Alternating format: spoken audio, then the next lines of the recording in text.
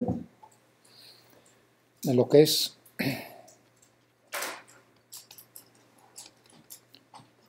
la mecánica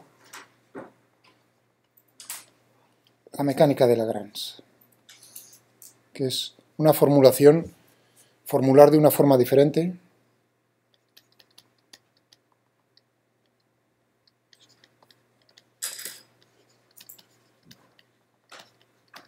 pero equivalente, es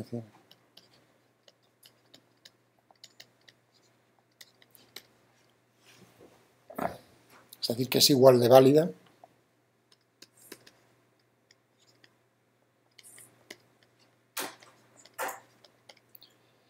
de la mecánica clásica, de la mecánica que conocemos, de la mecánica newtoniana.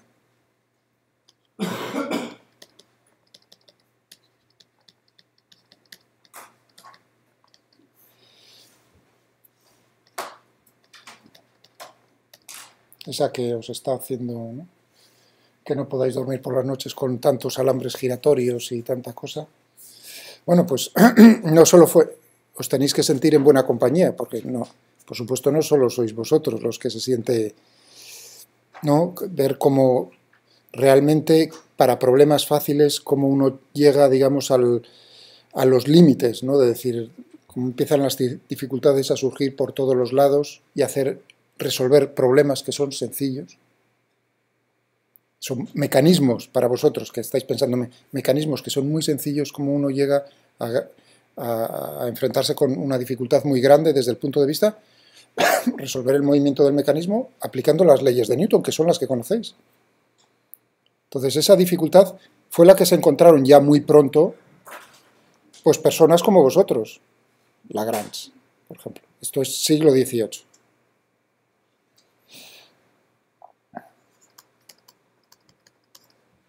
Pues vamos a ver cómo, o sea, lo que os quiero decir es, vamos a ver cómo vamos a plantear las leyes de la dinámica, de los sistemas, de los cuerpos, cómo se mueven, planteándolo, dando una ley que os va a sonar diferente, la forma como se dice, pero que tiene igual de validez. Es como si Lagrange hubiese nacido antes que Newton.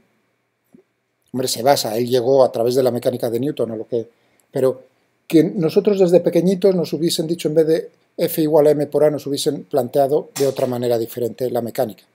Y experimentalmente se ve que se cumple, por lo menos en el caso clásico. ¿Lo entendéis? Es una forma de pensar, entonces estaríamos acostumbrados a esta forma. Veremos cómo la ventaja que tiene la mecánica de Lagrange, todavía no la he formulado, frente a la mecánica de Newton, es que problemas que son muy difíciles de tratar desde el punto de vista de las leyes de Newton es mucho más sencillo, mucho más agradable de resolver con la mecánica de Lagrange. Ese es para muchos mecanismos, para muchas cosas. Hay una tercera evolución, hubo una evolución posterior de la mecánica de Lagrange que es debida a Hamilton, y se llama la mecánica de Hamilton. De hecho, hoy nombraré a Hamilton, no por eso, sino por dentro de lo que es la mecánica de Lagrange. Y es, digamos, una evolución de lo de Lagrange, pero un poco diferente, es útil para problemas en física, no los vuestros, y sobre todo tiene una importancia fundamental porque, por ejemplo, la ecuación de Schrödinger, es decir, la mecánica cuántica, fue un salto más.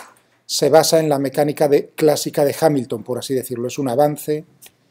La mecánica cuántica, las leyes, las ecuaciones que lo gobiernan, la ecuación de Schrödinger, pues ahí nos aparece lo que es el equivalente cuántico de la mecánica de Hamilton, que es la mecánica clásica también. Nosotros cortamos en Lagrange, porque para vosotros, para vuestro trabajo, no es lo otro, sino eso, lo útil. Por eso no haremos más. No hay tiempo y no tendría sentido en vuestro caso. Bien, antes de nada hay que verle la cara a Lagrange, claro. Que uno siempre piensa que Lagrange, por el nombre, es francés, pero no. Se lo cogieron los franceses, pero es realmente italiano, nacido en Turín.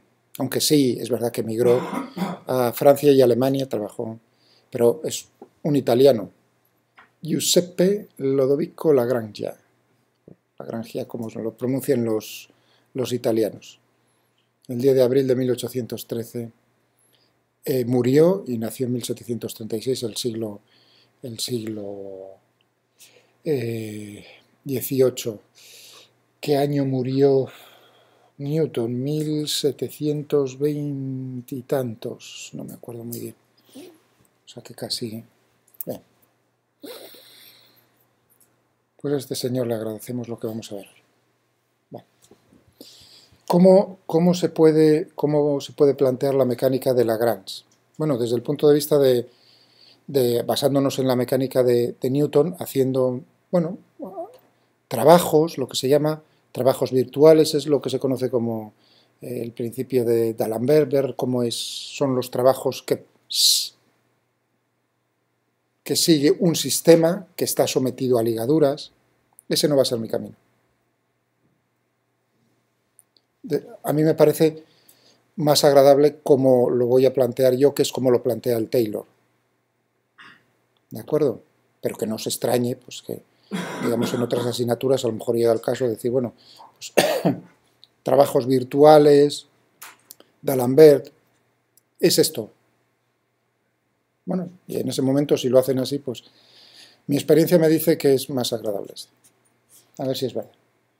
Entonces, necesito como en la mecánica vamos a ver, en la mecánica de Newton, las ecuaciones del movimiento, pues se desarrolló el cálculo, Newton desarrolló el cálculo, ¿no? Las derivadas, tenemos las aceleraciones, las velocidades. ¿Qué necesito yo como herramienta aquí en la mecánica de Lagrange? Pues necesito también el cálculo, pero un cálculo un poco más refinado, que es lo que se conoce como el cálculo de variaciones, o cálculo variacional. Por eso necesito ahora, al principio, explicar un poco en qué consiste el cálculo de variaciones, mostrar su belleza, porque es muy bonito, su aplicación masiva en muchos problemas, para vosotros aplicados, o sea que no es solo para la mecánica de Lagrange, sino que es mucho más general. Necesitamos entonces entender un poco o ver de qué trata el cálculo de variaciones y ver cómo ese cálculo lo voy a aplicar, lo mismo que el cálculo normal en las leyes de Newton, lo voy a aplicar en la mecánica de Lagrange. ¿Me entendéis ahora? O sea, ¿entendéis los pasos que quiero? Antes de plantear cuáles son las leyes o la ley que rige la mecánica de Lagrange, necesito que vosotros entendáis lo que es el cálculo variacional.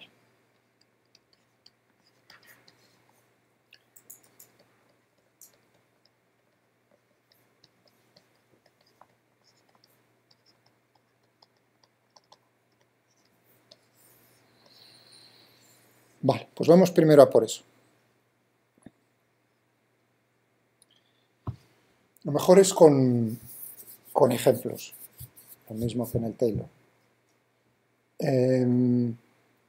Nosotros hasta ahora, o vosotros hasta ahora, estáis acostumbrados en cálculo a tipos del problema del siguiente estilo. Si a mí me dan una función igual a f de x, ¿no?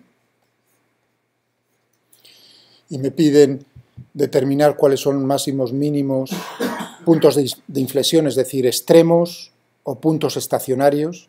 Cuidado con eso porque extremos serían máximos y mínimos.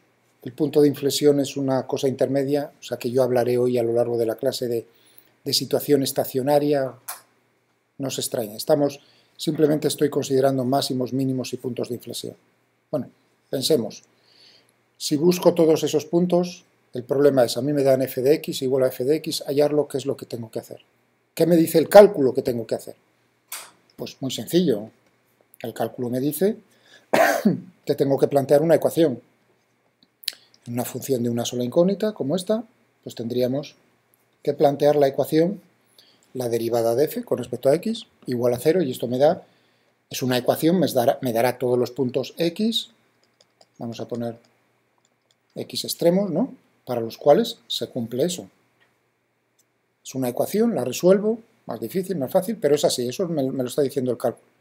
Si yo quisiese, por cierto, aquí determinar si de estos puntos unos son máximos, otros son mínimos, puntos de inflexión, el cálculo me está diciendo que como segundo paso tendría que hacer y evaluar cómo es la derivada segunda en esos valores y ver si es mayor, menor, igual que 0.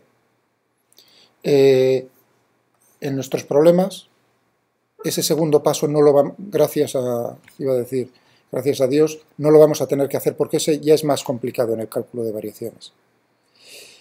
Pero es que nos va a servir simplemente con el primer paso, el equivalente al primer paso, que va a ser pues hallar los extremos en algo. Ahora veremos con ejemplos qué es ese algo.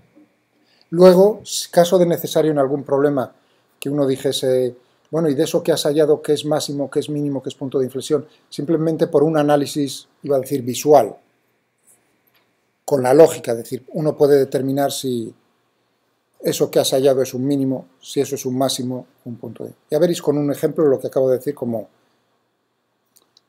qué es lo que quiero decir con eso de podemos ver simplemente qué es lo que acabamos de hallar.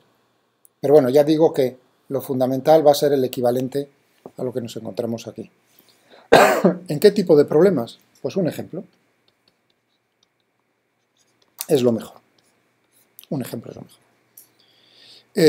Imaginaos que yo, bueno, me restrinjo a moverme en el plano XY, un cuerpo. Y quiero saber cuál es el camino que tiene que seguir ese cuerpo desde un punto inicial 1 hasta un punto final 2, qué camino tiene que seguir para que la distancia recorrida sea mínima. Ese es el problema. O sea, digo, yo quiero saber cuántos caminos hay posibles de ir de 1 a 2, infinitos. Este, incluido la línea recta, que lo estáis pensando todos, claro. Estáis pensando todos, esa es la solución, esa es la solución. Decís, qué aburrido va a ser, pero ahora os pillaría a pie cambiado si yo os digo, demostradme que la recta es el camino más corto. ¿No? ¿Por qué es la recta? Hay que demostrarlo. Eso es una suposición, como todas las suposiciones habría que demostrarlo. Este tipo de problemas son con los que nos vamos a enfrentar. No tan... Ya mismamente esto, uno dice, hombre, pero gastar tanta pólvora para algo que a simple vista, y cuidado con eso de a simple vista, uno entiende, bueno, puedo cambiar ya directamente ahora el problema y decir, oye, no es sobre el plano XY, sino más real todavía. Nosotros estamos en la Tierra, estamos en una superficie, no es un plano, estamos en una superficie esférica, nos podemos mover sobre una superficie esférica. Y ahora yo quiero ir, por ejemplo, de Madrid a Nueva York. Y ahora me hago la misma pregunta. ¿Qué camino tengo que seguir, qué trayectoria tengo que seguir desde Madrid hasta Nueva York para que la distancia que recorra sea mínima? Ahí probablemente a lo mejor una parte de vosotros ya lo sabe, ¿no? ¿Qué camino será? Es una circunferencia, un arco de circunferencia. ¿Pero qué arco? Porque hay montones de arcos ahí de circunferencia. No tendría por qué ser el que es, sino, por ejemplo, el arco de circunferencia. Fijaos que he escogido Madrid, perdón, Madrid y Nueva York adrede porque están más o menos a 40 grados de latitud norte. Es decir, a la misma altura, por decirlo así un poco. Entonces uno dice, pues nada, el arco de circunferencia correspondiente a ese paralelo, el paralelo 40 grados de latitud norte. Ese sería el camino más... Es un arco de circunferencia, ¿estamos de acuerdo? Pues lo siento, no es ese.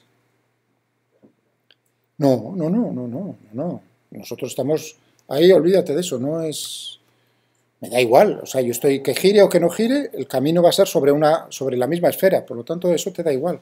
No, ¿qué va? O sea, yo estoy andando, piti, sobre la esfera. ¿Cuál es?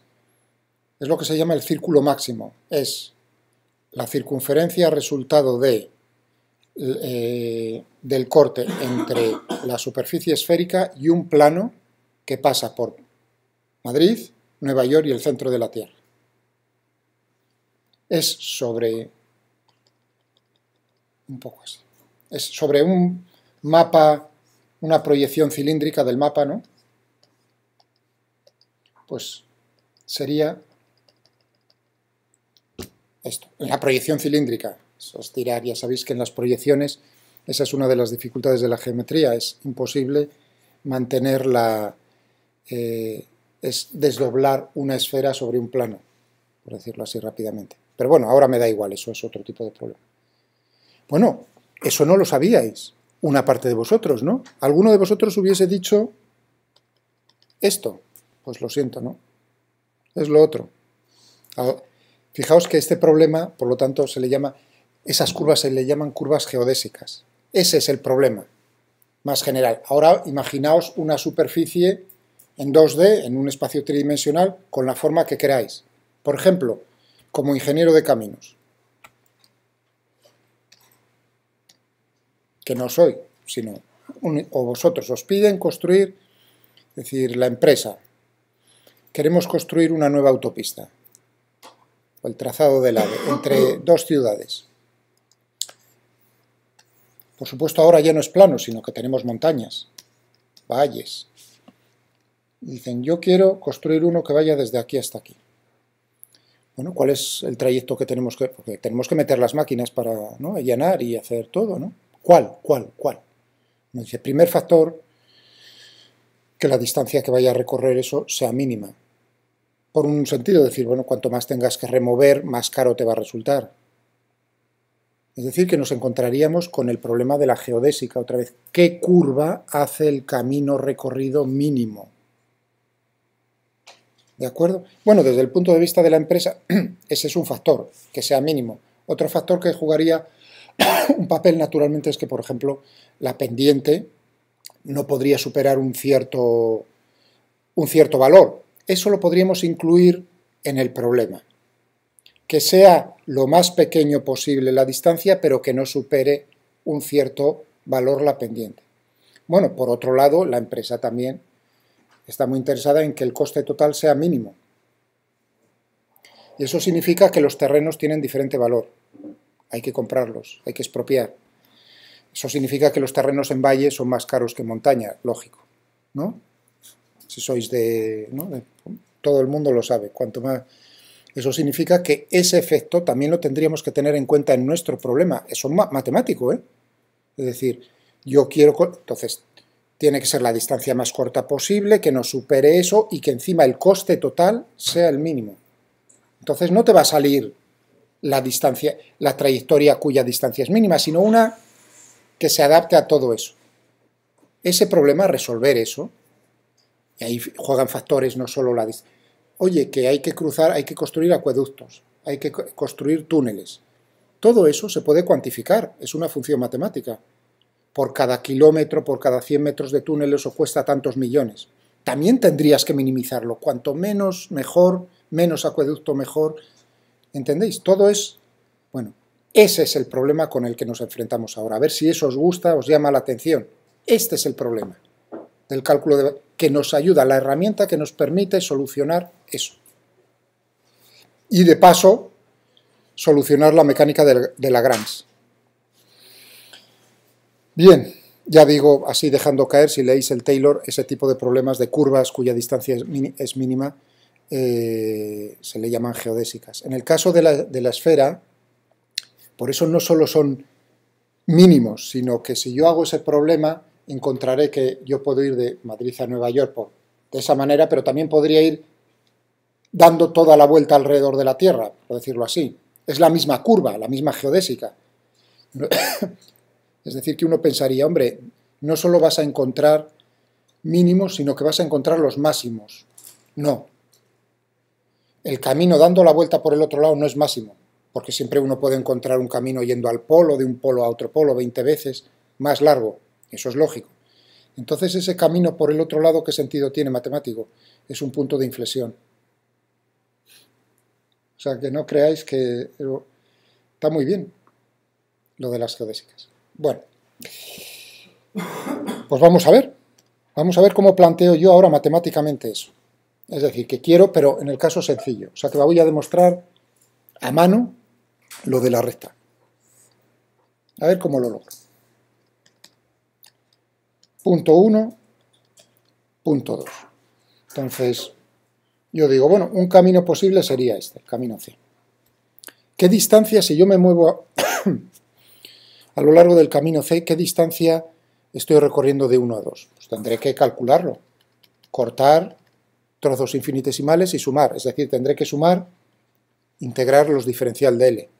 ¿Cuánto vale diferencial de L? Uno dice, bueno, voy a ampliar un trocito de estos, ¿no? Sería una cosa así. Me estoy moviendo un diferencial de X y un diferencial de Y. Como es un trozo infinitesimal, lo puedo aproximar como una recta. O sea, que tengo ahí simplemente Pitágoras, y entonces sé que esto va a ser la raíz cuadrada de diferencial de X al cuadrado más diferencial de Y al cuadrado. Sencillo. Vale. Yo puedo ponerlo de dos formas diferentes, sacando factor común o bien diferencial de X o diferencial de Y, dividiendo, multiplicando. Es decir, que una forma sería dividir todo por diferencial de X y multiplicar por diferencial de X. Tendríamos 1 más diferencial de Y dividido por diferencial de X al cuadrado. O bien podría, justo al contrario, diferencial de X dividido por diferencial de Y al cuadrado por diferencial de Y. Ambas formas pues, son equivalentes. ¿Vale? ¿De acuerdo? Muy bien. Tengo que sumar para todo. Es decir, que tendría que hacer la integral, si quiero ver la distancia, para ese camino C. Tendría que hacer la integral, por ejemplo, la de arriba.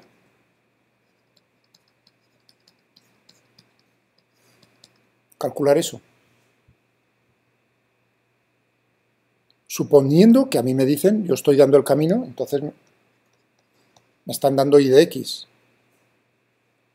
Si fuese con la forma de abajo, pues tendría 1 más, y lo que me están dando es X en función de Y. ¿Lo entendéis? Si a mí me dicen el camino, es calcularlo, es hacer ese cálculo. Si tenéis algún problema en algún momento, me lo decís. Sí.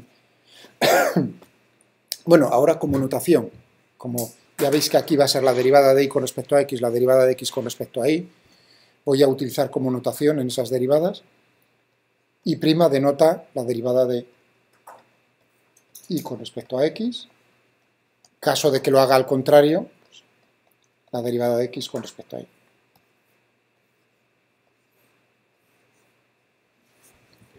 Depende de la forma que yo quiera coger de la integral. Voy a coger la de arriba ahora en principio. ¿De acuerdo? Eso quiere decir que nos enfrentamos a esta integral.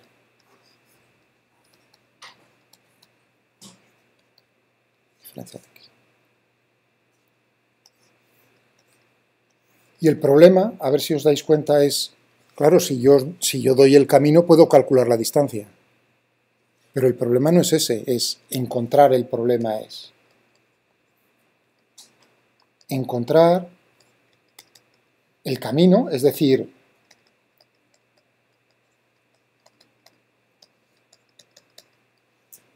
la función y que depende de X, para la cual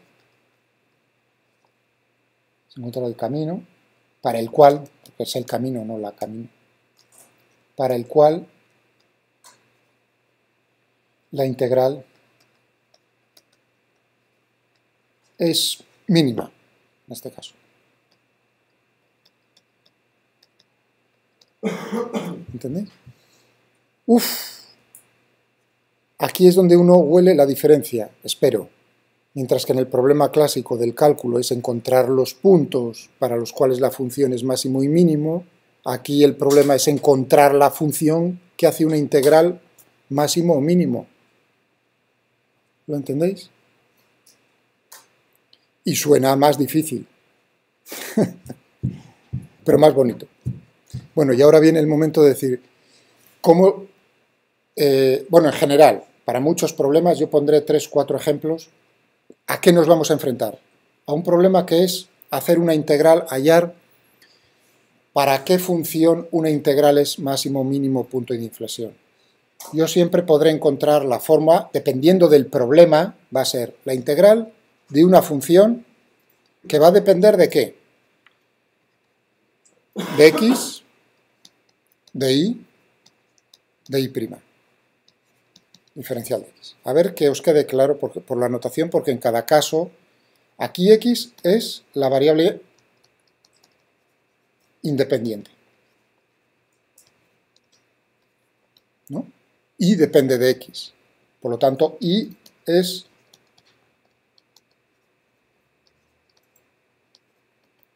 la variable dependiente. Si fuese al revés, sería o sea, no quiero estar constantemente diciendo, porque eso os va pero si fuese x', entonces tendríamos y independiente, x dependiente. Vamos a dejarlo, estamos haciéndolo así. Ahora tengo, en general tendré un problema, que será explícitamente, en general, dentro de la integral tendré x, aparecerá x, aparecerá y aparecerán las derivadas de y con respecto a x. Habrá casos particulares donde, oye, a lo mejor no aparece x, no aparece y, ¿me entendéis? Pero eso son casos, en general será así el problema. Y vuelvo a decir, lo que me van a pedir siempre, caso tras caso, es ver, hallar que y de x hace esa integral estacionaria. Ahora he dicho lo de estacionario es máximos, mínimos y puntos de inflexión. Vale. Pues, ¿cómo se llega a decir qué tengo que hacer para encontrar eso?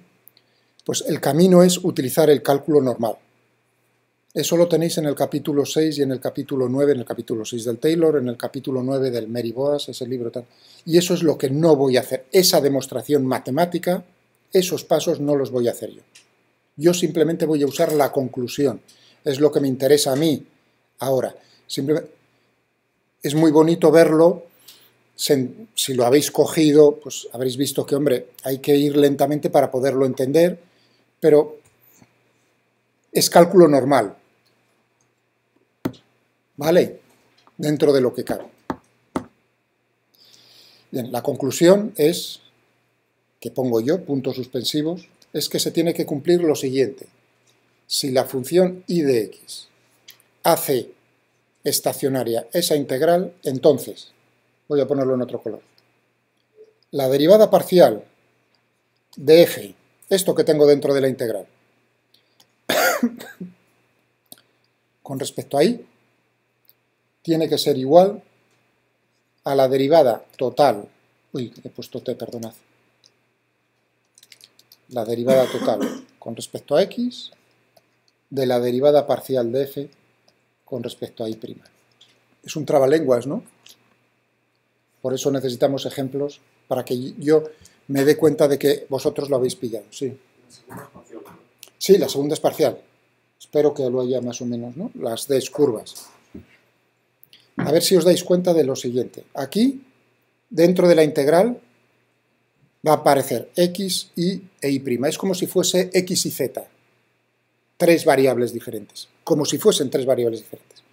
De tal manera que cuando me dicen hacer la derivada parcial con respecto a una de ellas, todos sabríais hacerlo. Por ejemplo, si yo cojo la función h que dependa, no quiero utilizar x e y, u y v, que sea, por ejemplo, u cuadrado más v. Si a mí me piden hacer la derivada parcial de h con respecto a u, pues todos me diríais, es 2u, Miguel. Es considerar como v constante. Si me pides la derivada parcial de h con respecto a v, pues me dirías, es 1. Incluso si no aparece explícitamente v, pues entonces dirías, esto es 0, Miguel. ¿Entendéis?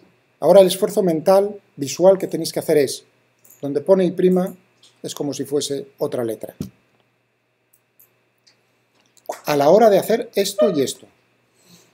Luego al hacer, ya veis que pone la derivada total con respecto a x, la variable independiente, en ese momento hay que tener cuidado.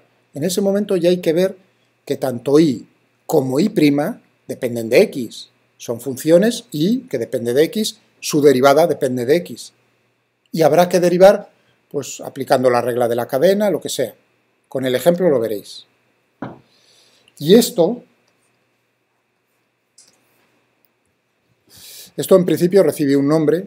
Aquí solo estáis viendo una ecuación, que es la ecuación una ecuación de Euler-Lagrange, por darle un nombre. Es decir, que la condición que tenemos que imponer para que todo eso se cumpla es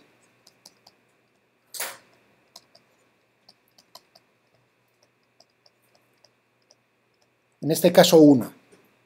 Cuando se complique un poco más será más de una, 2, 3, pero no creáis, si uno lo entiende para uno, lo entiende para todos. Para más de una. Luego, dejadlo ahora mismo, estamos con el problema, este es sencillo. Y ahora lo quiero aplicar, porque si no, no se entiende. Ahora sí es verdad que los ejemplos es... Volvemos otra vez aquí. Nuestro objetivo es obtener la recta. A ver si es verdad y tenemos suerte. Vamos a aplicarlo. Otra vez.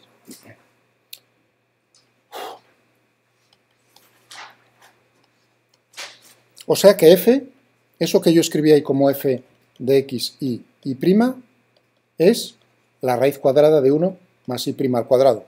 ¿Estamos de acuerdo? Vamos a ver la derivada de f con respecto a y. ¿Cuánto vale eso?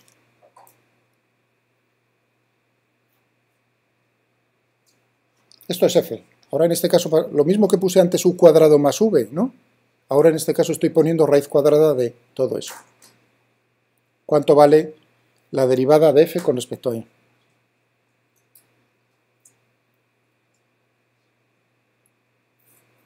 0. Efectivamente. No solo porque suele ser la respuesta más adecuada al profe en estos casos, sino por... Ahora viene el momento. Si lo entendéis, es el momento clave. O sea, la dificultad matemática es muy pequeña, es eso, es decir, anda, ¿dónde tengo yo aquí y explícitamente? En ningún lado. Por lo tanto, es independiente de y, por lo tanto, su derivada es 0. Si lo habéis visto, genial, me alegro un montón. Ya veis que no es difícil, pero antes no se dieron cuenta. En el grupo anterior, ¿lo veis? O sea, como no es... Ahí es donde necesito saber, ¿lo están pillando o no? Porque todo lo que venga después, si no pilláis esto, es no pillar, es como no saber sumar, ¿me entendéis? O no saber derivar. Imaginaos, puedo hablar de las leyes de Newton, las aceleraciones, pero imaginaos que no sabemos derivar. ¿Os dais cuenta del problema a principio de curso? Si no sabéis derivar, ¿qué puedo hacer? ¿No? Porque yo necesitaba la velocidad, la aceleración, o sea, no podíamos hacer nada. Ahora es, digamos, lo mismo, es ahora darse cuenta, a ver si sois capaces de hacer esta operación. Vale, una la hemos conseguido, la otra. Derivada de f con respecto a y'. Ahora y' sí aparece. Bueno, una raíz cuadrada, no es lo más agradable, pero bueno, nada. Regla de la cadena, un medio de 1 más y' al cuadrado elevado a menos un medio por 2y'. Porque tengo y' al cuadrado, la derivada de lo de dentro con respecto a y', pues queda 2y'. Bueno, ya lo tenemos, casi. Fijaos, solo me queda hacer la derivada con respecto a x de todo esto. Pues vamos a ir lentamente. La derivada con respecto a x de la derivada parcial de f con respecto a y'. Miradme esto. Ahora, ¿qué es lo que hay que ver ahí dentro? ¿Dónde hay dependencia con x? Por cierto, esto se simplifica, ¿eh? Y'. ¿Dónde tengo x la dependencia?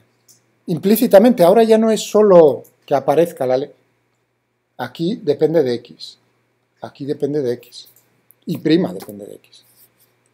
Entonces, bueno, tengo y', vamos a hacer. Es el producto de dos términos en los cuales aparece x. Pues la derivada del primero con respecto a x, la derivada de y' con respecto a x, que es la derivada de y con respecto a x, es la derivada segunda de y con respecto a x dos veces.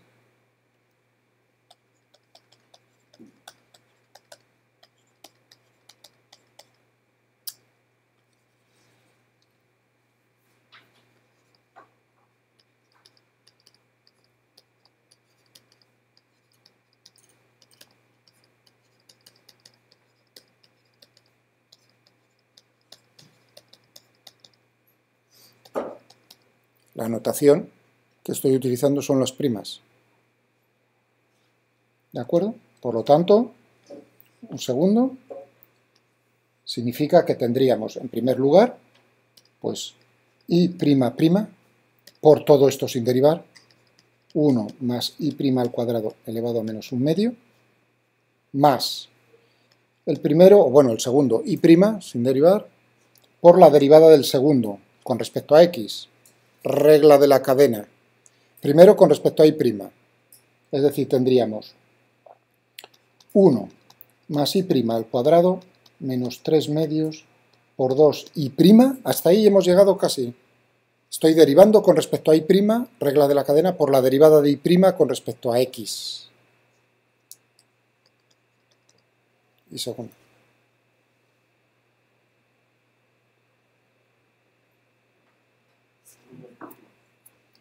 Tengo que derivar todo esto. Fíjate que lo que tengo es i' por todo eso. El primer término, derivo i' con respecto a x por lo otro sin derivar. Plaf, plaf. Y ahora viene este sin derivar, plaf, por la derivada de todo eso con respecto a x. Pues es aplicar la regla de la cadena. Derivo todo con respecto a i' por la derivada de i' con respecto a x. ¿O no? Bien. Si derivo, estoy muy cansado, si derivo con respecto a i' y no me he equivocado, tendría todo eso, ¿no? Vale. Pero ahora es por la derivada de i' con respecto a x. Si la derivada de i' es, o sea, si i' es la derivada de i con respecto a x, tengo otra vez i'. Líquida. Bien, o sea que ya tengo 1 y 2. Uno dice, pero es derivar. Y ya veréis como en este caso todavía es más sencillo. De tal manera que la ecuación de Euler-Lagrange que tengo que resolver es que todo esto, voy a ponerlo en rojo, pero no quiero volverlo a escribir, todo esto sea igual a todo eso. Eso es lo que me dice el cálculo de variaciones. Que la función i de x, que hace mínimo el camino, tiene que cumplir esta ecuación. ¿Y esta ecuación qué es? Es una ecuación en la cual aparecen las derivadas, ¿no? No es una ecuación en la que aparece i', i segunda, es una ecuación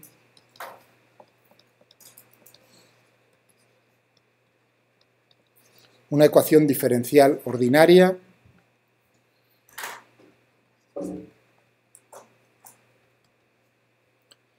¿de qué orden? ¿No? Porque me aparece hasta la segunda derivada. ¿Sí o no? Es decir, que hemos transformado el problema. Uno dirá, ¿lo has complicado? No, que va. Mientras que antes con la integral yo tenía que haber probado infinitos caminos, ahora tengo que resolver una ecuación diferencial de segundo orden. Uno dice, y resolverlo, que me va a dar i de x, ¿qué significa? Integrar dos veces hacia atrás. Significa que hay dos constantes de integración. ¿Y esas constantes cómo las determinas?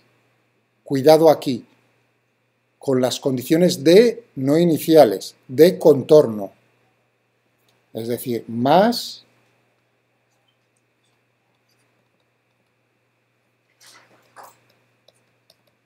de contorno del problema. ¿Cuál es? Un segundo. Las condiciones, y ahora te contesto. Es imponer que i para x1 vale i1 e i en x2 es igual a i2. Tiene que pasar por el punto x1 y 1, x2 y 2. Sí, dime, ahora sí. Sí. Hemos dicho que la derivada con respecto a x de la derivada parcial, ¿no es? o sea, la ecuación larga, sí, no es igual a la de... Uy, perdón, a la de... Sí, lo he puesto mal, perdón. No es igual a... Sí, perdón, lo dije todo mal, perdón. Cierto, muchas gracias. ¿Te has dado cuenta? Lo puse mal. Muchas gracias. Igualación. Cierto. Gracias. Sí, muchas gracias porque ahí lo puse ese igual y ha sido una faena.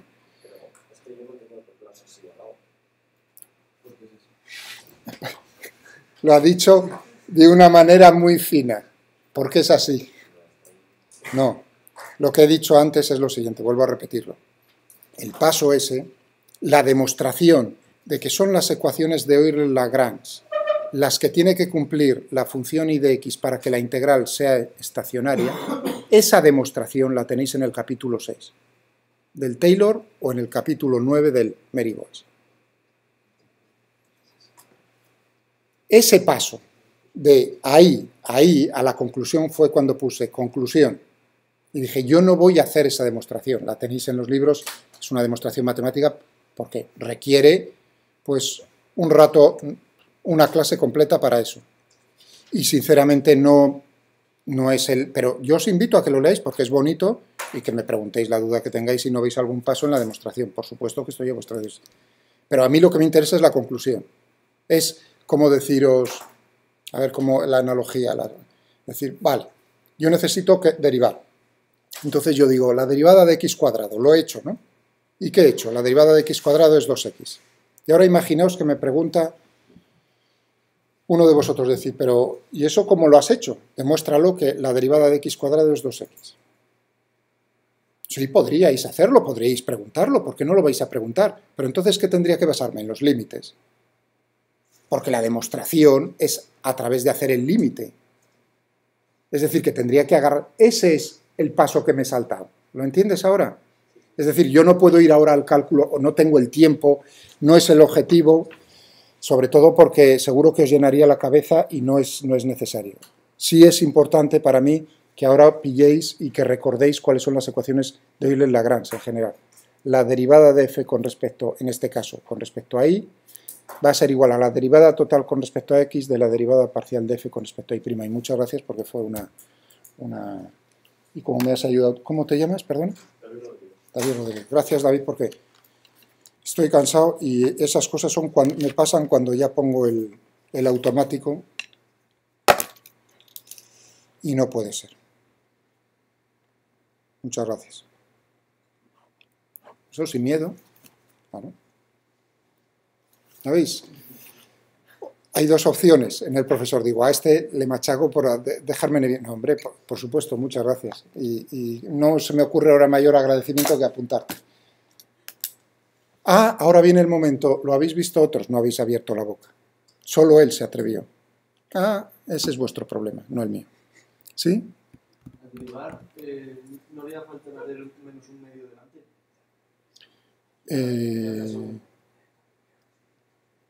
Sí, con menos un medio, sí. Con menos un medio. Sí. Pero ese ya es de un matiz, menos un medio. Sí. Ese ya no entra en el libro. Bueno, ¿qué le vamos a hacer? Menos un medio, porque tengo aquí menos un medio, por todo ello, con menos uno, menos un medio, menos uno, menos 3 medios. Estupendo. O sea que tendríamos que resolver esa ecuación diferencial de segundo orden. ¿Va a ser necesario? En este caso, no. Precisamente por lo que me ha recordado que hice mal, que puse, que eso es igual a 0. ¿Qué significa? Tengo que acelerar un poco.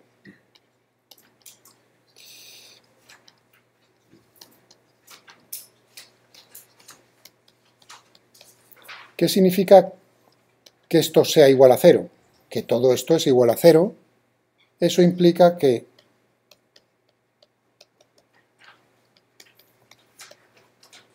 la derivada parcial de f con respecto a y' es constante, ¿no? Tiene que ser constante, porque si no, imposible que me saliese al derivar 0. ¿Eso lo entendéis? Vale. Es decir, que uno dice, anda, ¿para qué ir hasta el fondo cuando tú ya realmente tienes la primera integral? Tienes el primer paso en la resolución de la ecuación diferencial. Estás integrando una vez. Mentalmente es evidente. Eso tiene que ser constante. Por eso se le llama en cálculo variacional a esto la primera integral.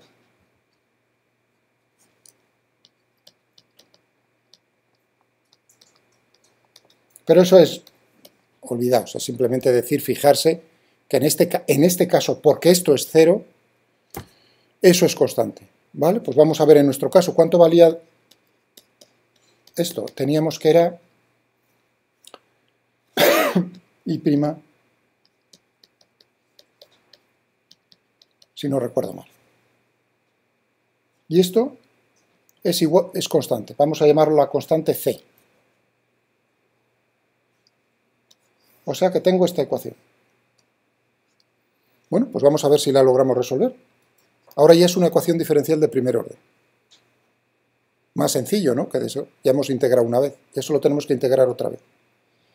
Muy bien, pasa esto está dividiendo, y' dividido por la raíz cuadrada, pasa multiplicando al otro lado, es decir que tendremos C por 1 más y' al cuadrado elevado a 1 medio. Muy bien, eso significa que si lo elevo todo al cuadrado, tendré y' al cuadrado, C cuadrado, por 1 más y' al cuadrado. Es decir que tengo y' al cuadrado igual a C cuadrado más C cuadrado y' al cuadrado. Si pasa a la izquierda y saco factor común y' al cuadrado, tendré 1 menos C cuadrado dividido por igual a C cuadrado, no dividido. Si esto pasa dividiendo, entonces tendré y' al cuadrado igual a C cuadrado 1 menos C al cuadrado.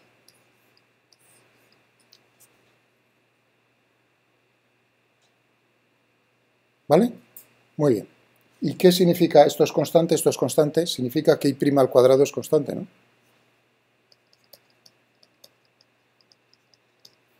Si y' al cuadrado es constante, y' tiene que ser constante. Anda.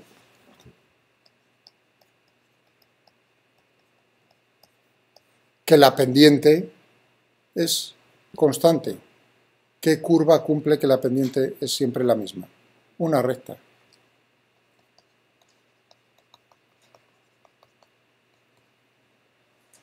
Es decir, que hemos integrado y ha resultado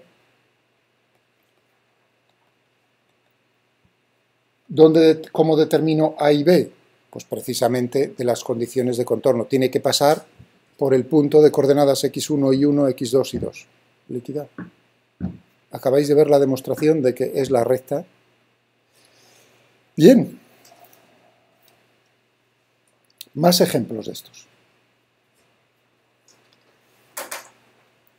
El siguiente. Ahora mismo estamos rodeados de él. Ahora yo digo, un fotón que ha salido de uno de los tubos de luz. O bueno, por ejemplo, del proyector. Un fotón que ha salido del proyector y que ha llegado a uno de los puntos de la pantalla. ¿Qué camino ha seguido ese fotón? Esa es la pregunta que me hago. Y uno dice, una trayectoria recta, ya os habéis equivocado. ¿Por qué? Porque aquí hay diferencias de temperatura en el aire. Hay turbulencia, hay diferencia de temperatura y no es un camino recto, a pesar de que, hombre, nos parezca que la desviación es mínima, mínima, mínima. Pero no es recto, debido a que el índice de refracción aquí no es uniforme. Es decir, que nos encontramos con un problema que es similar, un poco más refinado. Esto es, o sea, que estamos tratando, fijaos, un problema de física, que es óptica geométrica, y eso pues lo planteó Fermat con su principio, el principio de Fermat.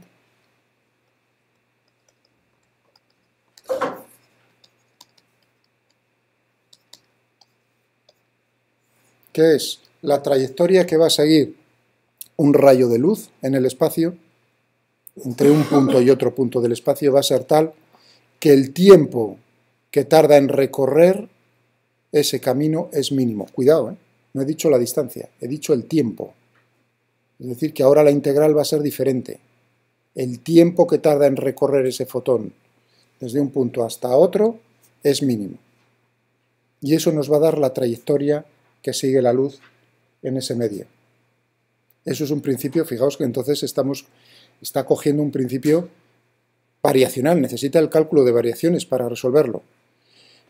Como conclusión resulta como muy sencilla, con conclusiones muy sencillas, es las leyes de la refracción y de la reflexión, la ley de Snell. ¿Os suena la ley de Snell? ¿No? Que si tengo aquí un medio, ¿no? Tengo aquí tiene que ir, pues, ¿cómo son, ¿no? Estos ángulos?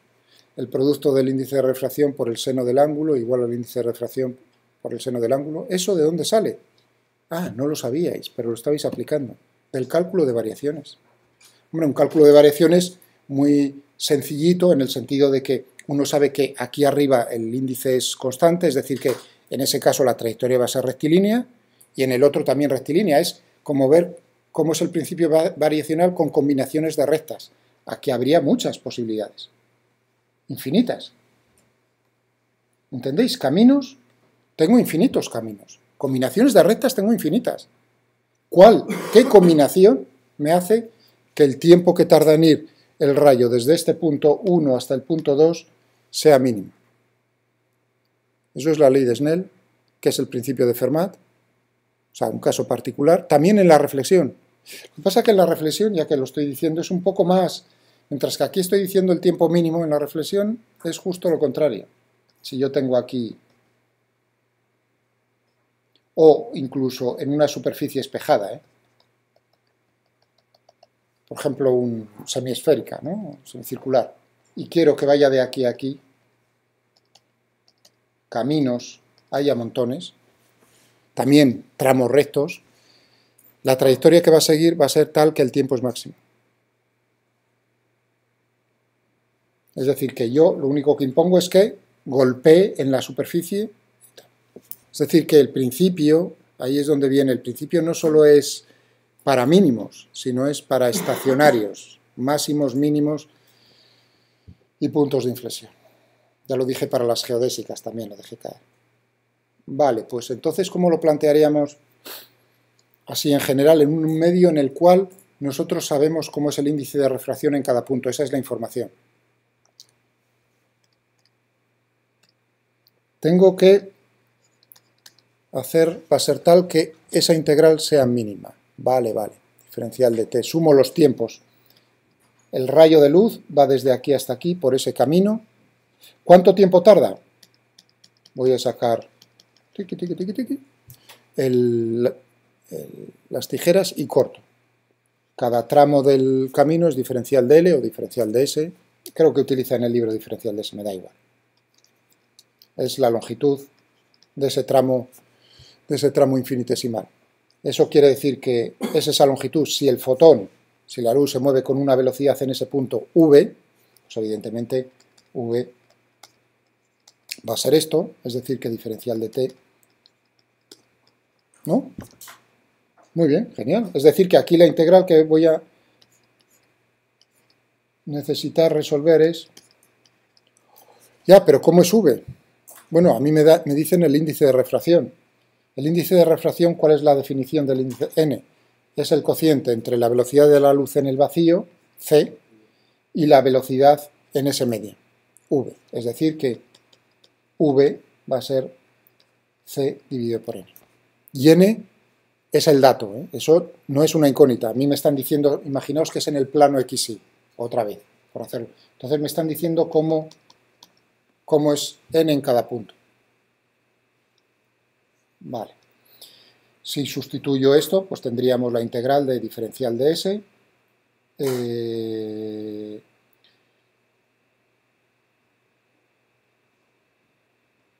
Sí, tendríamos, vamos a ver, tendríamos V, C. Así, exacto. Muy bien, C puede salir fuera de la integral, ¿no? Es constante. 1 dividido por C, n por diferencial de S.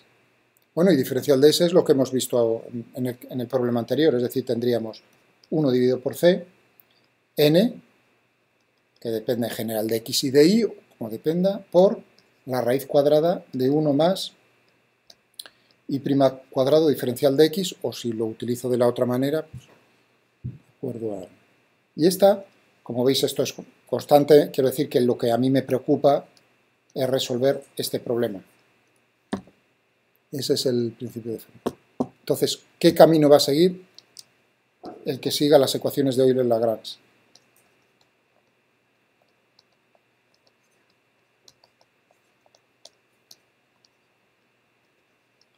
Nos dan la solución. Es decir, que tendría ahora, esto es f.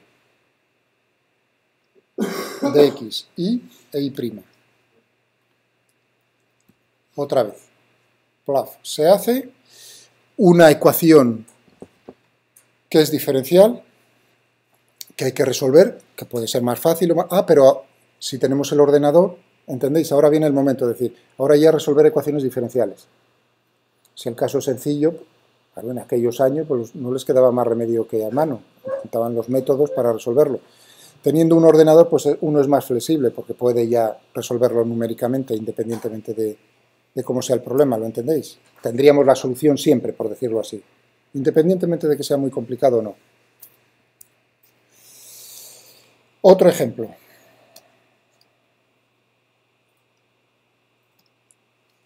Bueno, uno muy bonito, otro ejemplo. Este viene en el Mary Boas, no en el Taylor. Y que utilicé yo al principio del curso, que salió de forma natural en aquel problema. ¿Os acordáis de la cuerda girando? Bueno, seguro que me tenéis desde ese momento en mal recuerdo. Pues imaginaos el problema... No, hombre, lo digo. Broma. Tengo una cuerda y le impongo a la cuerda que esté en los dos extremos en 2 puntos del espacio, por hacerlo así sencillo, pues que estén a la misma altura, pero el problema es general. Otra vez es un problema en el plano. Y ahora digo, me pregunto, bajo la acción de la gravedad. Y ahora la pregunta que me hago es, ¿qué forma adquiere la cuerda bajo la gravedad cuando la sujeto entre 2 puntos?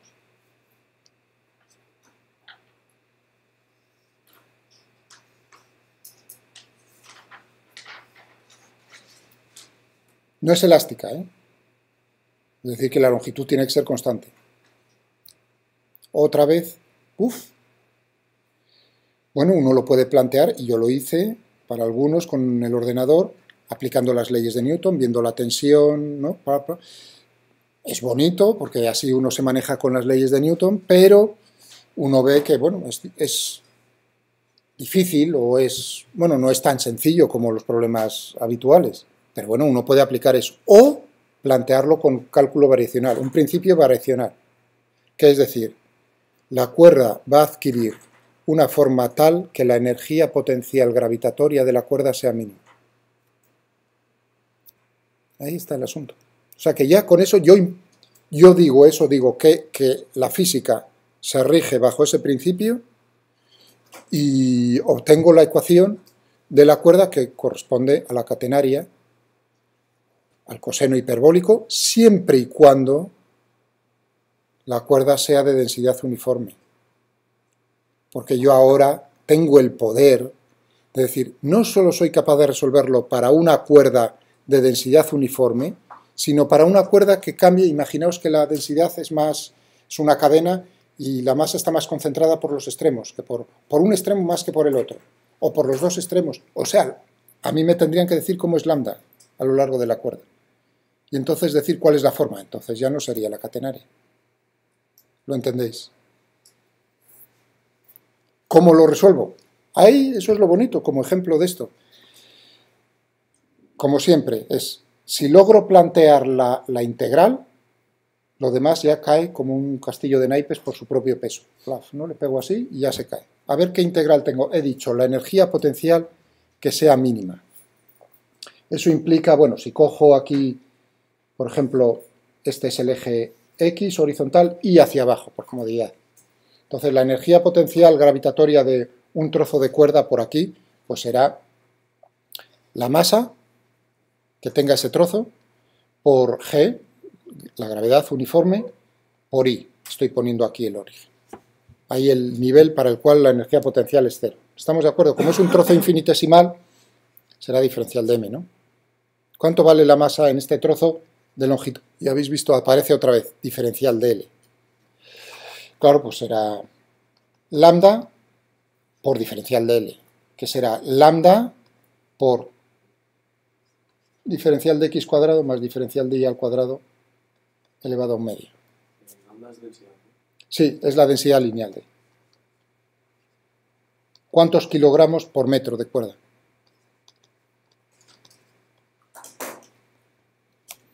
Ya lo tenemos ahí más o menos cuadrado, es decir, que lo que tendré es, para toda la cuerda, sumar eso, integrar, pues la expresión que vendría dado por lambda g, y que no se me olvide el i, por la raíz cuadrada de 1 más i' al cuadrado diferencial de x, o bien podría haberlo puesto como lambda g, y raíz cuadrada de 1 más x' al cuadrado diferencial de y. Ambas son equivalentes.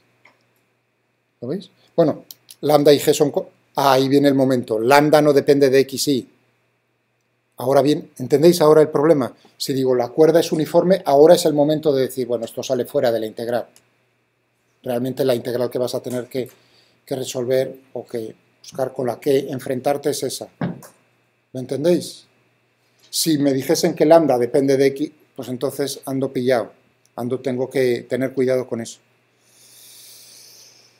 Bien, por cierto, bueno, este problema es un poco más difícil. Yo lo estoy diciendo así porque tiene, en este caso, si leéis el libro de esta señora tan bonito, veréis que, claro, aquí hay una condición que hay que imponerle de alguna manera, que es que la longitud de la cuerda sea constante.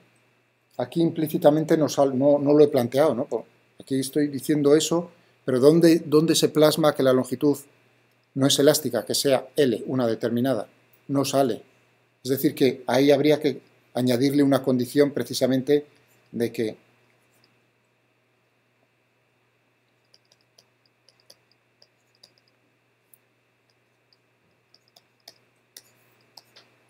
¿lo entendéis? Ahí es donde viene la dificultad. No voy a deciros, no es muy difícil. Simplemente voy a nombrar cómo se le llama el método, cómo se le cambia un poco el método a Lagrange, ya veis, ecuaciones de Lagrange, variacional, se le llama multiplicadores de Lagrange. Es decir, es un pasito más en este mismo método que permite, pues, problemas que ya veis, ¿no? Son un poco más complicados, es decir, no solo tienes que imponer que sea mínimo, sino que además el valor de la longitud de la cuerda sea constante, porque si no, claro, lógicamente lo que va a hacer la función es bajar, sea infinita, cuanto más abajo mejor. ¿Entendéis el problema? Y eso no lo permite nuestra cuerda.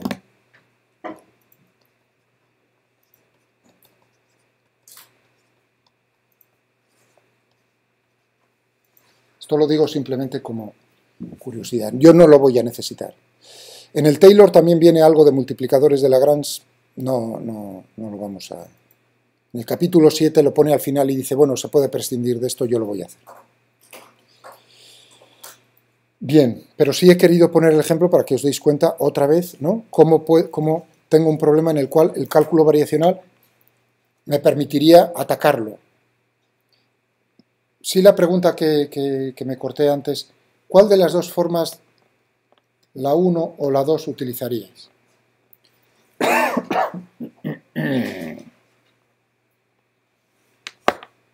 ¿Cuál creeríais que sería más cómoda? Así a primera vista, O sea, las dos son equivalentes, pero a la hora de ensuciarse las manos, la segunda, ¿por qué?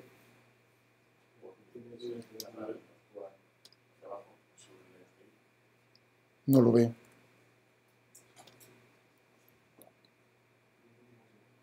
¿Pero por qué? Sí, es la segunda, ¿pero por qué? ¿Entendéis lo que quiero? Sí, que tenéis razón, es la segunda. Pero a ver, ¿por qué? ¿Por qué es más fácil?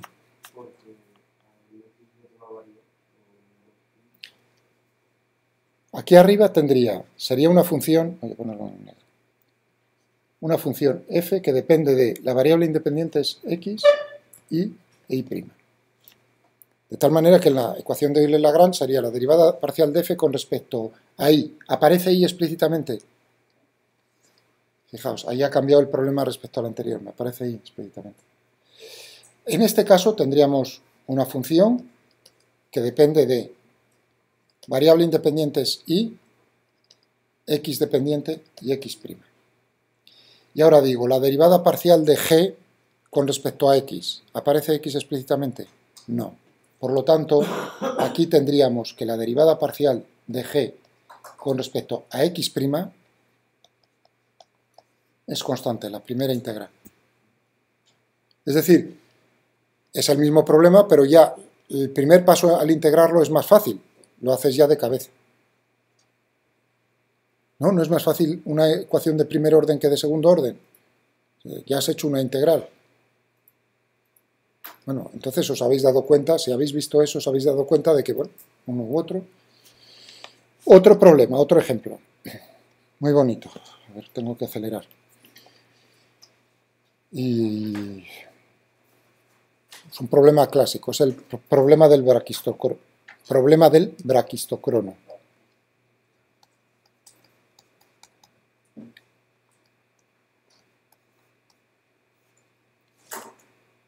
¿Qué consiste? O tautocrono. Pero bueno, si uno lo ve desde un punto de vista, lo llama braquistocrono. ¿Qué es? Yo tengo un alambre. Otra vez vienen efectivamente vienen los problemas. Tengo una bolita pinchada por ese alambre. El alambre es flexible. Yo puedo darle la forma que yo quiera. ¿Vale? Y ahora tengo, y digo, quiero dejar caer la bolita bajo la acción de la gravedad por ese alambre. Voy a darle una forma. Y que llegue hasta este punto 2.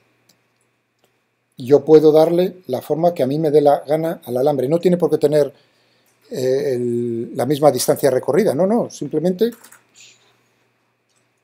el recto que queráis.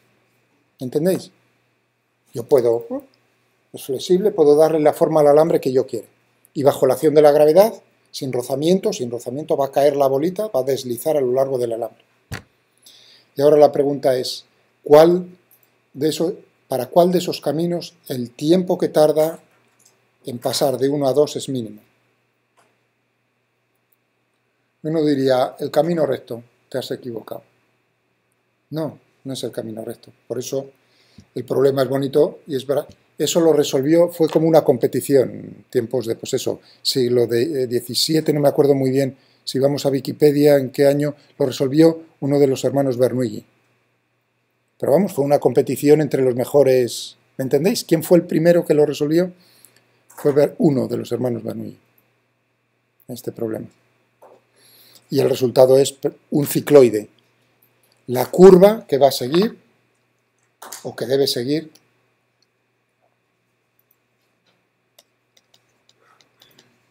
es la ecuación de un cicloide. ¿Qué es un cicloide? Pues ya que cae así en el... Bueno, un cicloide es la curva que construiríais si vosotros cogéis una rueda, ¿no? Una rueda, y marcáis un punto, y esa rueda rueda sin deslizar sobre el suelo horizontal. La trayectoria que sigue ese punto que habéis marcado, eso es un cicloide. Bueno, si lo ponéis hacia abajo, ese es el braquistocrono. Es decir, que esa curva, ese cicloide, construida de esa manera, cumple que el tiempo que tarda la bolita en pasar de un punto a otro punto es mínimo. Muy bonito. Bueno, ya que he dicho lo del cicloide, uno dibuja en la pizarra, pero oye, esta vez va a ser sin ordenador. Es real, es lo que hicieron compañeros vuestros el año pasado. Cuando dije eso, pues, ni cortos ni perezosos, dijeron, pues cogieron un coche, le pusieron una linterna, se pusieron por la noche, que ahora estamos en invierno, a estas alturas, y cogieron el móvil y grabaron. Entonces estáis viendo la rueda del coche, ¿no? Y cómo lo pegaron, pues con simplemente. Y lo grabaron, el movimiento, mejor ahí. Por la noche, con el fondo oscuro, aquí en el campus, que está todo muy oscuro, pues ras. Este es el cicloide, ese es el braquistocrono, ese es el tautocrono. Fijaos que aquí era de noche, pero había, claro, puntos de luz pequeñitos, los estáis viendo, ¿no? Son manchas en... Bueno, ese es lo que hicieron, ¿no? Y que estoy usando ahora. Se lo dije en aquel momento, digo, muchas gracias, lo voy a usar el próximo curso. ¿Cómo sería para plantear? Simplemente voy a poner la integral. Vamos a ver qué tendríamos aquí, que el tiempo sea mínimo. Vale, es decir que otra vez necesito calcular esto, diferencial de t. Otra vez corto con las tijeras trocitos infinitesimales. La distancia va a ser diferencial de s que tiene que recorrer. Si en este punto tiene una velocidad v, pues ¿cómo va a ser el tiempo? Lo mismo que antes. Diferencial de s, muy fácil, es lo mismo que hemos puesto 1 más i' al cuadrado, por ejemplo. Y en el denominador, v. Ostras, ¿y cuánto vale v? Porque no está bajo la acción de la gravedad. Podemos aplicar la conservación de la energía mecánica. Si lo dejo caer desde el reposo, este problema sale la misma curva, el cicloide sale lo mismo, le dé una velocidad inicial o no. Si lo dejo desde el reposo, que es lo que diría uno de forma natural, entonces, y pongo aquí el origen, a esto lo llamo eje y hacia abajo, entonces tendríamos por la conservación de la energía que m, la masa de la bolita, mg i, tendría que ser igual a m v al cuadrado, ¿no? La energía potencial que tiene inicialmente se está transformando en energía cinética. Eso significa que v sería la raíz cuadrada de 2gi. Eso significa que aquí tendría 2g. Ya tengo la integral que tengo que hacer. La integral que tengo que hacer estacionaria. Buscar qué función y de x o x de y me hace esa integral estacionaria. Ese es el problema del braquistocrono. La solución la tenéis en el Taylor. No es larga, pero bueno, quiero decir, no pierdo el tiempo. A mí lo que me interesa es plantear para que veáis la utilidad. 1, 2, 3, 4. Muy bien. Nos vamos acercando a lo de Lagrange para mecánica. Solo una ampliación. Ahora necesito... Esto lo hemos hecho en problemas así en el plano XY, pero podría haber hecho el mismo problema, haberlo planteado un poco diferente. El problema, el primero, el más sencillo, el de la distancia, ¿qué camino tengo que seguir para que la distancia recorrida sea mínima? Podría haberlo planteado de una tercera forma. Fijaos que las formas eran 1 más i' al cuadrado diferencial de x, 1 más x' al cuadrado diferencial de y, ¿no? Y ahora estoy diciendo una tercera forma. Claro, en la forma paramétrica.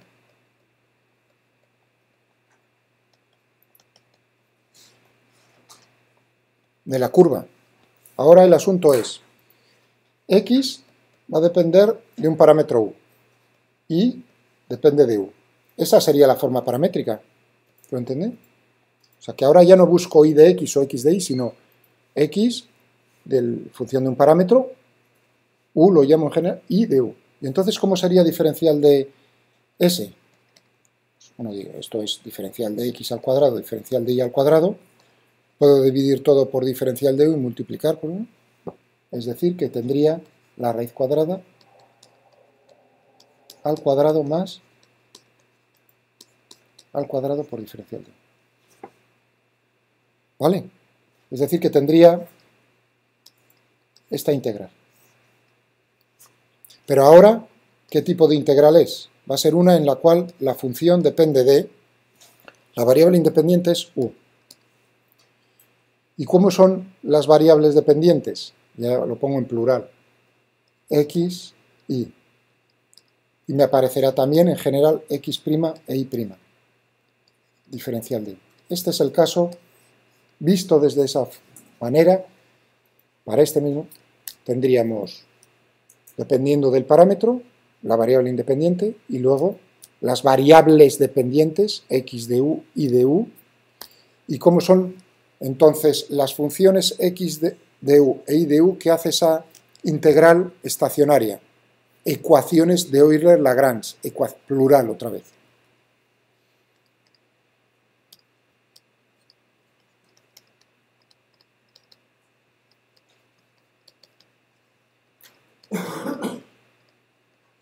Que será, en este caso, la derivada parcial de f, he utilizado f, con respecto a x, igual a la derivada total con respecto a u de la derivada parcial de f con respecto a x'.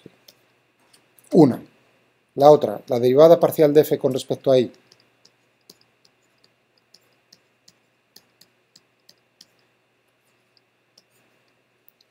Ya está.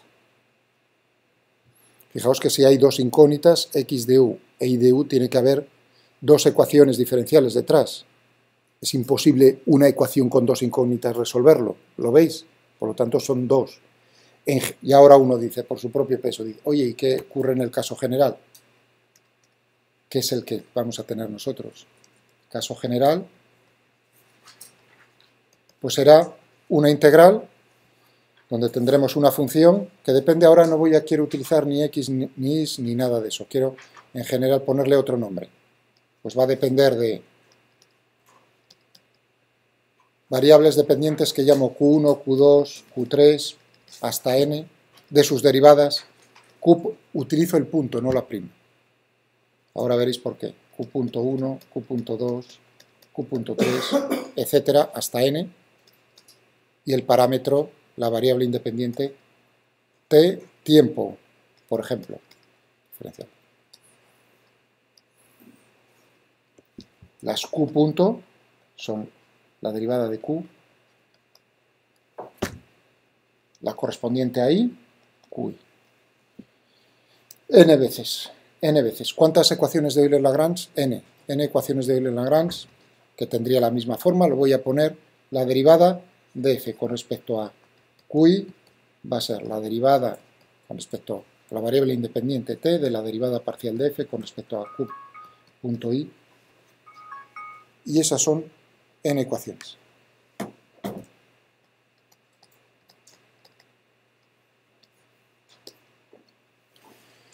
Vale. Veremos que estas coordenadas, ya no es ni, lo voy a llamar coordenadas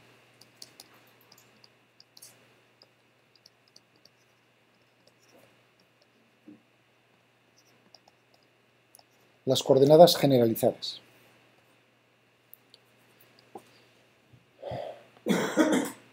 ¿Vale?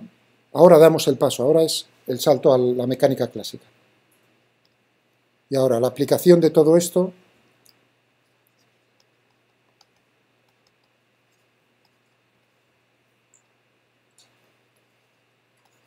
a la mecánica de Lagrange.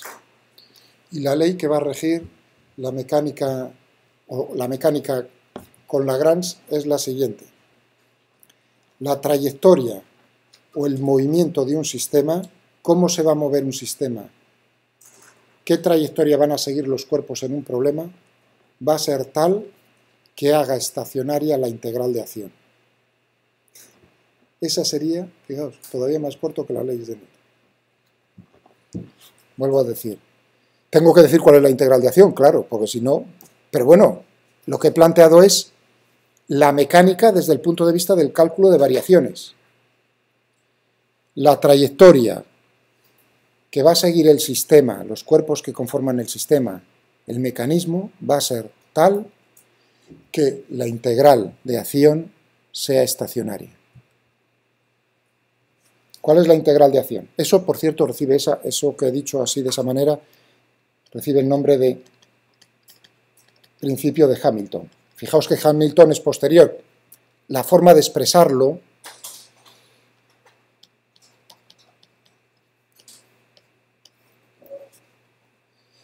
muy bien. Integral de acción. Lo tenéis en el... O sea, lo que he dicho no hace falta que lo copiéis, lo tenéis en el libro. Integral. ¿Cuál va a ser? Pues va a ser la integral en la que dentro, en vez de llamarlo f a la función, le voy a utilizar una L así redondita, mayúscula, bonito, pero es lo mismo, eso es notación. Que va a depender de coordenadas Q1, Q2, Qn, Q.1, Q.2, Q.n, y el tiempo es, porque puede aparecer el tiempo explícitamente. Cuando no aparece el tiempo explícitamente es un sistema natural. Si aparece el tiempo explícitamente, pues ya no es natural.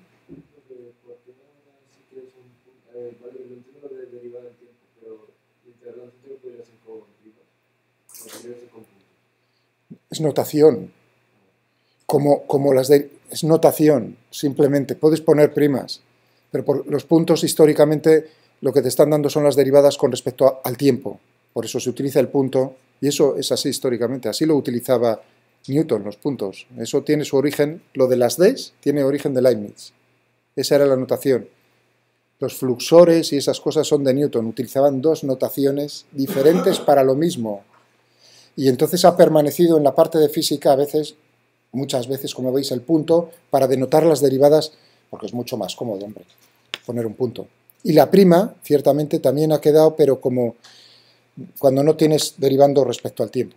Bueno, vamos a poner, ¿qué es aquí? Uno dice, muy bien, pero no he mejorado nada, porque esta función se le llama, es la función lagrangiana o lagrangiano. Tampoco gano mucho, porque eso es una palabra. Entonces ya solo hace falta decir cómo construyo el lagrangiano. Muy fácil.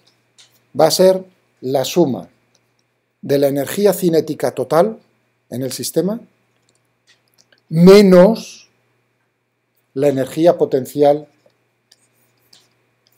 total del sistema. No más. Si es más, es la energía mecánica. Y ahora hay que tener cuidado. Lo siguiente. Si yo lo planteo, y como voy a plantearla, que va a ser, si me permitís, un segundo, porque la grabación la quiero terminar ahí. Si estoy considerando energía potencial, energías potenciales, es que estoy pensando en trabajos. De hecho, ese sería el otro método de ver cómo se llega a estas ecuaciones de trabajos virtuales y esas cosas, pero es mejor con el cálculo variacional. Uno está pensando en trabajos. ¿Qué trabajo realizan las fuerzas? ¿Las fuerzas de ligadura en el sistema van a realizar trabajo? Por ejemplo, las fuerzas normales que realizan los alambres y todas esas cosas, la fuerza normal de la mesa, no. Esas fuerzas de ligadura no realizan trabajo. Sí, la gravedad, por ejemplo, ¿no? ¿La gravedad es una fuerza conservativa? ¿Tiene energía potencial? Sí. Es decir, que yo lo voy a plantear, en el caso más sencillo, con vosotros los problemas, prácticamente todos, no creo que haga ninguno, va a ser tal que las fuerzas que realizan trabajo en el sistema son fuerzas conservativas, tienen energía potencial. Si tengo fuerzas de rozamiento, también puedo utilizar este método, pero tengo que corregirlo. El lunes os digo cómo quizás se corrige un poco. Porque cuando hay rozamientos no hay energía potencial para el rozamiento. Vale. Si tengo esto, pues entonces lo único que tengo, ¿qué me quiere decir el principio de Hamilton? Que la trayectoria que va a seguir el cuerpo va a ser tal que se cumpla estas ecuaciones diferenciales. La derivada parcial de L con respecto a QI tiene que ser igual a la derivada con respecto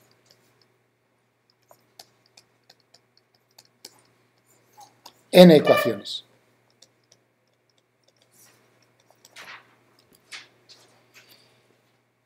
Un comentario muy rápido. Las coordenadas no tienen por qué ser x e y. Lo bonito del método de Lagrange es que uno puede combinar cualquier tipo de coordenadas. Una advertencia, en la energía cinética eso es lo único que tiene uno que tener cuidado. La energía cinética, la expresión, tiene que ser en un sistema de referencia inercial. Es decir, que si uno utiliza, como veréis en ejemplos el lunes, uno utiliza coordenadas en un sistema de referencia no inercial, tiene que tener cuidado de utilizar el movimiento relativo para llegar al inercial. Pero es sencillo, ya veréis cómo lo... Otra consideración, el número de coordenadas, o sea, estas coordenadas generalizadas tienen que, precisamente, va a ser el número que te va a determinar cómo es la posición, el estado del sistema. Para vosotros, en vuestros problemas, los problemas que haga yo con vosotros, el número de coordenadas generalizadas que se necesitan es igual al número de grados de libertad del sistema. Eso se le llama un sistema holónomo. ¿Siempre va a ser así? Lo siento, no siempre es así. Por desgracia no, hay casos más complicados, más difíciles que no. Los vuestros, que son un montón de problemas preciosos, sí es así. Es decir, que yo cuando mire un problema, miro el número de grados de libertad y conmigo vais a tener el mismo número de coordenadas que determinan la posición del sistema. Vosotros las vais a elegir, o yo. Es decir, que si tiene 2 grados de libertad, 2 coordenadas generalizadas. No siempre es así. Lo de natural, que aparezca el tiempo, también se suele decir a veces esclerónomo o reónomo. Es esclerónomo si es independiente de t, eso es notación. No os preocupéis. Lo importante sí con vosotros es que las fuerzas sean conservativas, por un lado, y por el otro que el sistema sea holónomo, es decir, que el número de grados de libertad y el número de coordenadas generalizadas que necesito sea igual. Y ya está, aquí lo dejamos. El lunes haremos ejemplos.